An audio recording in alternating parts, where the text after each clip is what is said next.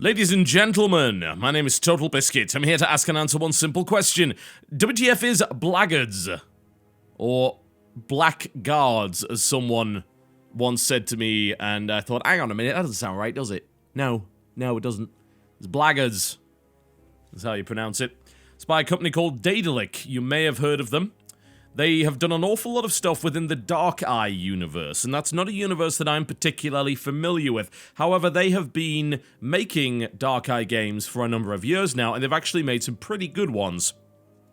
Along comes Blackguards, also within this universe, and this is a little different from what they've done previously. They've done a lot of fairly run-of-the-mill CRPGs. They also did a point-and-click, and they did more of an action-focused third-person RPG, and now they've made this, which is more of an SRPG, a strategic or tactical battle RPG, whichever you prefer. And the game consists of a number of characters who are all sort of on the run from the law, taking on various quests and side quests in order to try and solve the mystery that is presented at the start of the game, and getting very, very sidetracked along the way. I shall be showing you this, and I shall hopefully be able to demonstrate some battles as well as the exploration aspects. Now, I can't show off exploration in full, because I was told by the dev that that doesn't really kick in until Act 3, which is a long way into this game. It's a fairly lengthy game, and WTF is, of course, a first impression series, so you're going to see more limited exploration. But according to the developer, in Act 3, things really open up, and you've got a lot more exploration and more open world kind of style going on there. But honestly, if I use the word open world, I use it kind of loosely, because if you're expecting to wander around like, say, Skyrim, then you may be disappointed. Now, let's have a look. So, options menu is fairly standard. Nothing massively out of the ordinary here. All of the options you would expect, I think, from a top-down RPG. What options would exactly you expect from a top-down RPG, I have to wonder. You can change the hex field to simple or detailed, which is nice if you don't like too much clutter on the screen. There was one thing that I did notice, which is the fact that the game doesn't appear to have a windowed option anywhere. Now, changing this resolution, which, of course, gives you most of the standards, seems to be missing the option to go into a window. And I also noticed that the default has the game in borderless window, so I can actually move my cursor off the screen onto my other monitor, which is not ideal. That shouldn't actually happen. It should be confined within the actual game window itself, and the fact that it does that is kind of annoying, because sometimes I want to scroll the map using my mouse cursor, and that involves my cursor going off the screen. You can still do it with the keys, but it's a bit annoying, and it would be nice for them to fix that. I'm not sure if the resolutions are limited by the number of resolutions my monitor can do, or whether it genuinely doesn't go up to something like, say, 2560 by 1600, but anyone that goes above 1080p may be a little bit disappointed. They'll have to be dealing with lower resolutions there. So, a couple of minor complaints here, but nothing too terrible. And then you've got your separate volume sliders, which is always nice to have, particularly in a game with a lot of voice acting. What I did notice is that it seems like you can't turn off the captions and the text for the voice-acted sections, which, I mean, it's not really a problem, but it's a little weird that they wouldn't have that option in. But there you go, it's just something that's fairly common. Alright, let's get into it and show you what's going on. So, in the world of Blackguards, you are playing a group of people who have sort of been thrown together by circumstance. This fellow has been accused of a crime he did not commit, and he is, of course, the character that you create. You can make 3 different classes from the start, but there's also a different difficulty option as you begin, which lets you mess around with your stats more. Now, I went with this one because it recommended that if you're not familiar with the way that the Dark Eye rule system actually works, you shouldn't mess around with that difficulty level. So I decided not to. I imagine there's actually quite a lot of customization available, and you can probably multi-class and do all sorts of things, but in this case, I just made a mage. And then I have this dwarf, who is extremely paranoid about dragons. He believes that everyone is the agent of the dragon, and is extremely worried about that. And this fellow, he's a rather rotund, somewhat old, but womanizing mage character who appears to be... Well, I mean, he seems Italian, but he certainly doesn't sound like it. So those are the 3 characters. They're rather well fleshed out, and there's some very amusing conversations between them, especially considering they don't necessarily seem to like each other, just thrown together by circumstance. Now, world exploration is done through this right here, which is a world map, and this allows you to travel to various scenes. So there's no open world travel per se. Each scene is, well, a different scene, and it consists of one of 3 things. Either a submap, which will let you go to different areas, a town, which will let you buy stuff, and of course heal and things like that, and a battlefield, which we may end up running in here. We're actually going to go to the Dragon Cave. We're doing a side quest at the moment, so it may contain minor spoilers, but this isn't too far into the game. Oh, it's an RPG, it's kind of to be expected. What are you sniffing for? I smell something, but it's not the dragon. Does that mean the coast is clear? Not exactly. Alright, let's do some fighting. So, by the looks of it, this is a long map. Good lord, I've actually never seen a map this big. This could take a while. I may even have to edit this video, actually, because these battles can take a little bit of time. So, welcome to the hex-based battling system that's going on right here. And as you can see, as I tilt the camera around, I'll probably tilt it because there's stalagmites or stalactites up there. As you can see, you can move a variety of hexes in any direction, and you're gonna be fighting. This down here is the initiative order, so my dwarf character gets to go first. I'd like to point out that my dwarf is wearing a tricorner hat, because I found that to be amusing. I'm gonna send him straight forward. Now, you can either move and attack, or you can move to the full possible distance of your character, so that's something to bear in mind there. If I want to attack, I can only move this far, and then I'll see whether or not this is in range. It probably isn't.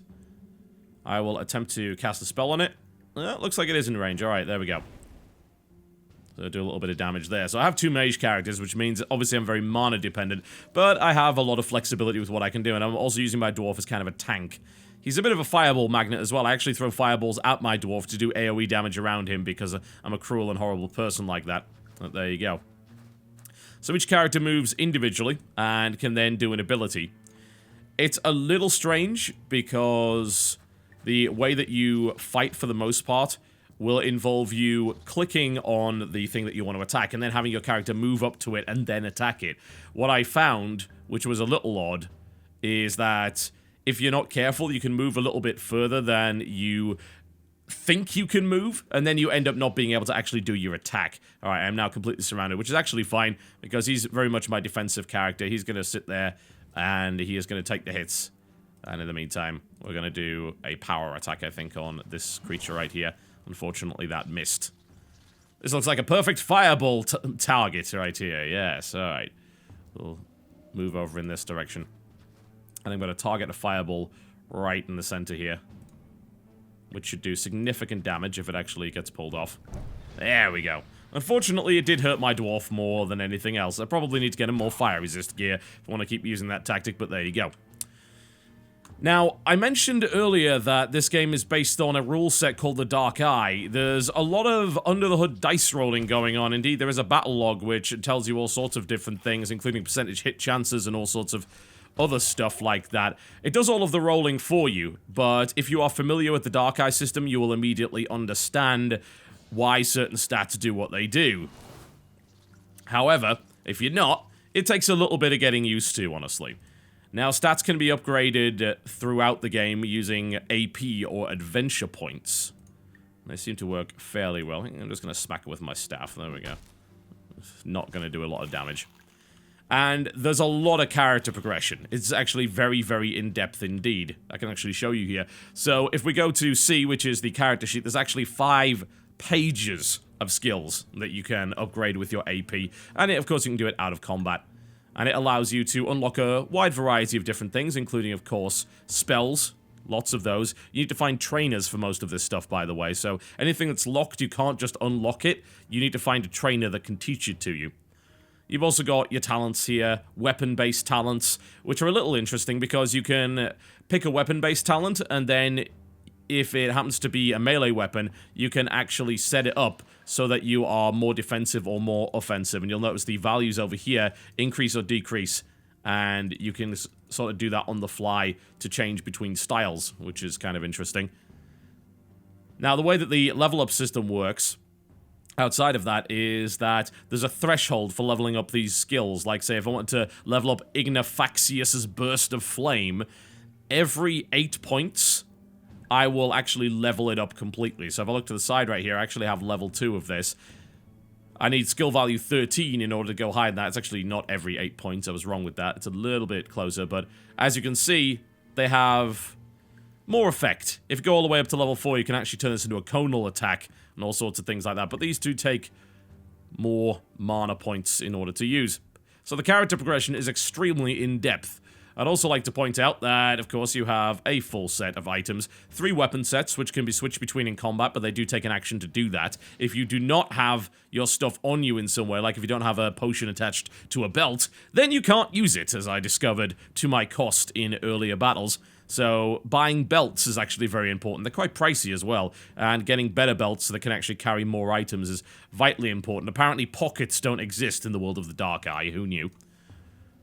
And you can equip pretty much everything. There's set bonuses, there's all sorts of different things here. There's a huge amount of customization available. There is my Styling Dwarf with his tricorner hat and his big shield. The amount of detail on the items is actually very impressive, even early on in the game. And that's a basic sword and a basic shield, but they look really, really good. There's actually a lot of detail on them, which is impressive. And graphically, the game maybe isn't the best. Texture quality in general is reasonably low resolution, but honestly, you are generally battling fairly far out, so you don't usually notice it outside of the cutscenes where it pulls the camera in very close, which is not so ideal. Here's the thing, though. These battles do take quite some time, and I have a feeling that is going to bother some people. For someone like me that really likes strategic RPGs, it is less of a problem, but for others, it will be an issue. Alright, I'm going to buff him up with Fastness of Body 2 here, which is going to increase his armor value significantly, so he should be able to tank much more effectively and parry a lot more blows from these guys. Some battles can be over quite quickly, others not so much, but there are some interesting tactical elements that are not really on display in this particular battle, which I've got to say is somewhat unfortunate. As this really is just a case of, oh, there's a bunch of crypt lice that have jumped on me, and I'm going to have to fight my way through here. And as I said before, I'm more than likely just going to skip the rest of this battle for you once I've stopped talking, because this will drag on for quite some time. But some of the other battles I've done involve cover, and cover is actually very detailed, to the point where even characters that are shorter than other characters can actually actively block off your line of sight, which is quite nice. You can take cover to block line of sight for shots from archers and things like that. And it's a pretty cool system that seems to work very, very well. Quite impressive considering the amount of detail that was going on there. Alright, he's taking a little bit of damage. It's fine. My main character is actually a very good healer, so shouldn't have too many problems there. Let's target the weakest creature and try and take it out. You might have noticed earlier I was trying to do a power attack. Well, unfortunately, there's a bit of a mischance on that. Now, it will tell you the mischance if... and only if you happen to have the appropriate talent. So in the case of these animals, I need animal lore in order to know exactly what's going on and figure out what they are. I can actually see things like hit chance for... This is a little bit risky. I'll be okay. It should be fine. I'm sure I won't kill him with this. Never mind, it fizzled anyway, so much for that idea. I can tell how easily I can hit humans, but animals right now, not so much, because I haven't trained in animal lore as of yet. It's an interesting idea. It's something that's quite old school. Just saying, oh no, we're just not going to give you that information because you don't have the appropriate talent for it. It's actually quite refreshing. A lot of games don't really do that these days. It's something that I think harkens back to the fact that this very much was a pen and paper RPG originally, and a pen and paper universe before it ever became anything else. And I appreciate that. It's a good adaptation for what I can tell. Admittedly, since I've not played the pen and paper, I don't know if they take any liberties. I have to assume that they do. It seems extremely likely. Alright, I'm gonna go over and poke him. Now, if I've got one problem with the battle system, it's in this ring right here. I think this is kind of unnecessary and a little bit clunky.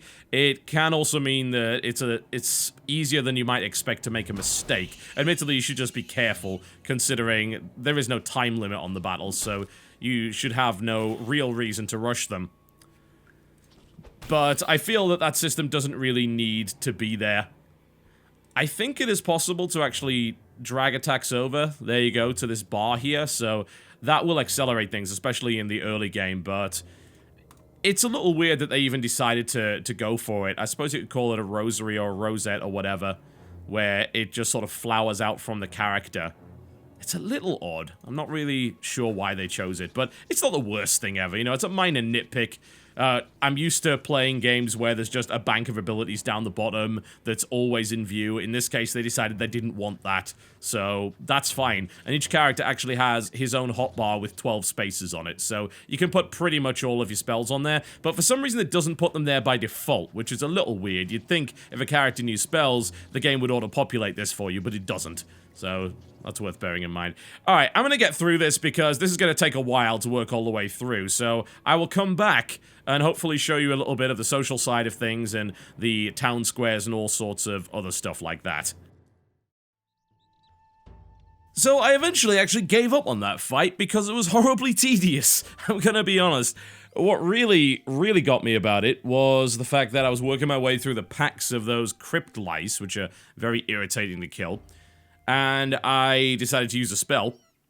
And what happened, which didn't happen anywhere else in the cave, is those stalactites hanging from the ceiling, they fell and crushed my hero. I kid you not, killing him instantly. I found that infuriating, so I decided to head back to the town instead. Although that fight did absolutely point out some of the problems that this game's actually got, which seem to be centered around the fact that it is very combat focused, and the combat runs the gamut from interesting, usually against human or magical opponents that you have to devise particular strategies around, and really tedious and repetitive against extremely dull and dumb swarms like, say, the crypt lice. Now, if you started off with a more powerful area of effect attacks, maybe it would be a little bit easier, but the only one I've got is a very weak fireball that does about 3 damage to each of them, and they're sitting on 20 plus hit points. So it doesn't really work out so well. Now, outside of the battle sections that you get to via the world map, you have these township sections, which are, for the most part, a place to buy stuff, get healed if you so desire, and also complete quests and pick up more side quests and have conversations. There's quite a few of them, and in fact, a lot of the side quests and the interactions you have multiple dialogue choices, which do make a difference. They're very much so, in fact. You can make a lot of decisions which will come back to bite you in the arse later on, as I am assured by people that have played a sick amount of time in this game. There's people that have played 180 plus hours of it in the beta, which is insane, just to think about it. Let's talk to the merchant, see what we can get. So, not too much. The game is a little bit stingy on the money it gives you, I've got to say, which is interesting. You don't get a lot of loot from the battles that I've been into so far, and buying stuff costs a lot. I'm currently only at 5 gold. The leather helmet costs 14, which is a significant amount of money. Even if I want to buy hunting bolts, I'm going to be sinking an awful lot of money into them. So you pretty much scavenge what you can get and then occasionally buy nice pieces, which is rare enough in and of itself. You can also heal yourself on the world map using provisions, which are quite useful. But they have weight to them, and weight can actually encumber you, and you've got to watch out for stuff like that. You also incur wounds, which will slow you down, and you can actually treat those wounds as well. So there's some pretty in-depth systems behind all of this. Which is why when you run into a really tedious fight like that one, it gets extremely annoying and it's very disappointing. However, what isn't usually disappointing is the dialogue. I'm not saying that it's well voice acted, but it's usually well written and fairly amusing. I'm going to go to the dear friend's house and see what they have to say about that. Let's see what's going on. I wonder if this might end up being another fight. He said, these aren't the druids we're looking for. What rubbish. All that blasted trouble for nothing. Hey! What do you want? We're just looking around. Oh, I'm in trouble now, right? Kill them all! Well, we're going to be fighting again. So much for that. Now, as it turns out, you can actually move items around and things like that. There are quite a few interesting items in the world that you can interact with, which I quite like. And they can actually form cover and things like that, which is cool. You know, there's a lot of stuff you can do. You can set tar pits on fire, you can close holes, you can push boulders, and all sorts of really cool stuff. You can even push people into mud, which will cause them to slip unless they pass a test, which is just kind of great honestly. Now, fighting humans, in my opinion, is a hell of a lot more fun. I'm gonna go for a power attack here and smack him around, which didn't work out as well as I had hoped, but never mind. Let's see if we can do something with our spells. There we go, yeah, we go. That should do the trick. That should be fairly powerful. 15 damage, very nice, very nice. Particle effects are quite nice and things like that. Alright, so here's what I've noticed about this game. This game actually has a ridiculous, and I do mean an absolutely ridiculous amount of combat in it, yeah? There's a lot of it. So far, almost every single scene that I've gone into, and I just call them scenes, you know, on the world map, has involved combat in some way. All of the conversations, a lot of the very interesting stuff, the RPG-like stuff that you do, is generally in towns. When you're out in the wilderness, you're probably going to be fighting at least something, which is a blessing and a curse for a game like this. Because if you like the combat system and you really get into it, then you will find yourself very engaged and you'll have, you know, untold hours of entertainment. However, if you don't find it engaging, which to me I'm in two minds about, you know, half the time I think it's pretty good, and then the rest of the time I'm thinking, God, why am I even here? This is taking forever. It will be what makes or breaks this game for you. As the rest of it is alright. Like, the conversations are fun, as I said before. There seem like there are meaningful choices to be made. I think the character development is quite something. There's a lot of stuff to upgrade. Wow, 13 damage. Good lord, I need to watch out for these guys. There's a lot of things to see and do. And once the game opens up in Act 3, I have no doubt that there'll be some really interesting stuff going on. However, up until that point, you've got to deal with a lot of this combat. And this is fine, you know, there's not that many enemies. The combat's going to be over in, you know, about 5 minutes, which is fine. It's a reasonable amount of time for combat to take. But that, I think that was a side quest that I was doing earlier, so I didn't actually have to do it. But really, that battle was actually absurd. It was taking so bloody long. It's absolutely ridiculous. And it seems like, even though you can talk your way out of situations in towns, once you get into these battle sequences, there is no way around it. So you have to fight one way or the other, which is going to disappoint a lot of people who were looking forward to perhaps being able to talk their way out of certain problems. Oh, down goes one of my guys. It's okay, he'll recover after the fight. We'll just smack him down, I guess, and finish this fight off nice and quickly. So that's what it comes down to. Will you actually enjoy this combat or not? Good question. Let's see what loot we got. Ooh, a belt. Very nice. Yeah. Hardened leather boots as well. That's a good amount of fun stuff, so we can have that. Will you enjoy the combat? Will you keep enjoying the combat? Once you gain more abilities, things start to really broaden out. Once I gained a couple of spells, it was a lot of fun. You'll notice here it actually changed the course of a quest as well. There are certain either-or scenarios involved. I've already got involved in several minor ones that have changed the course of the game, which is quite intriguing. But I think once you get enough abilities together, you can have some fun, but some of the encounters are just badly designed. Anything involving crypt lice tends to be infuriating. It's like fighting endless waves of kobolds. Fight humans, usually not only do you get some good dialogue and banter before the fight, but you also get some reasonably intelligent enemies. I wouldn't call them super smart, honestly, but they do the job. They do the job. It's not too bad. Alright, maybe we want to do some upgrades here, actually. See about Zoram. Let's see what he can do. Go to his character sheet. I've been trying to upgrade his weapon talents and upgrade his ability to fight with swords. As you can see here. He's more of the tank character of the group. There we go. And Zoberan probably want to try and upgrade his spells. Let's see, anything good here? I've upgraded that. We need to upgrade the fireball, because the fireball's absolutely terrible right now. So we'll push that up a little bit. And then my main, who I am going to give some more skill in spears. This is what he's currently trying to use. There we go. Nice and easy. Yeah, pretty good stat-based character development there. I should equip the stuff that I've got too. The world is quite intriguing, honestly. I don't know much about Dark Eye, so maybe I'm just interested as a result of being curious about that, but so far I found that it seems to be kind of a low fantasy world, for the most part. Yeah, these boots will do nicely. There we go. It's reflected on the character as well, which is good. And it's fairly common for most Western RPGs, but nice to note there anyway. The world's pretty intriguing. Everyone seems to be out to get you. Nobody can be trusted, which in and of itself I think is a nice little system. It works pretty well. Let's give... He's already got shoes, hasn't he? I could actually sell these shoes. That'd be nice. There we go. Alright, I'm going to head out of this area now. That's what Blackguards is, for the most part.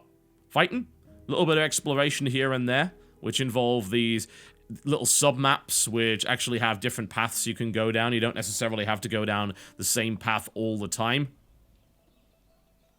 In fact, there was an earlier quest where there was 3 crypts to actually try and discover my objective. I only ended up going to 2 of them, so you could end up missing out on encounters completely, which is quite neat. I like the fact that that's optional. Back already? Your shipment. Thank you. And our dear friend. Eaten by wolves. You've got talent. Our cart is ready for you. We can take you into Droll unseen at any time. And out again. Thanks. There we go. So, I'm having fun with it, but I can definitely see why people would get annoyed because the majority of the content is the combat. And the combat design, and the encounter design, more importantly, runs the gamut. I could make little nitpicks, and I will, because that's what I do, in regards to the actual combat system and say, well, it's a little bit based on a pen and paper RPG, which for a computer game is a little bit strange. And as a result, it does a lot of stuff under the hood, which isn't immediately obvious. So that has the potential to really come and bite you in the arse if you don't really understand the way that the game's supposed to work. And I could also point out to things like the animation quality and the general impacts of the actual attacks, which are not especially impressive, I have to say. I think overall animation quality-wise, and even just character texture quality-wise, they look pretty ancient. You know, these are a good few years out of date. They look particularly bad up close, which is why it's a good job the game generally doesn't do that. And it's strange because it's actually at odds with the overall level of detail that's been put into a lot of these clothes and items here. The characters actually look significantly worse than the items they're wearing. So I guess it's good that they're mostly covered. Also, big shout out for not having any fantasy characters, female specifically whatsoever, in ridiculous armor. Female characters all dress, I wouldn't say appropriately, but they dress in a sensible way that you could actually fight in, as opposed to chainmail bikinis, which, quite frankly, I've seen quite enough of. So, it's sad that I'm even giving them props for something like that, but, you know, it is the kind of thing that is quite nice to see. I approve of that. I don't think we're going to get any upgrades from here.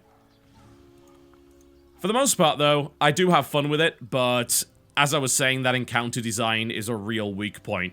It seems like the difficulty spikes all over the place from time to time, which is a little silly. Sometimes I just breeze a fight and then I run into one that's an awful lot harder, so perhaps they need to balance their power... I wouldn't even say power creep. It's not even power creep, it's just...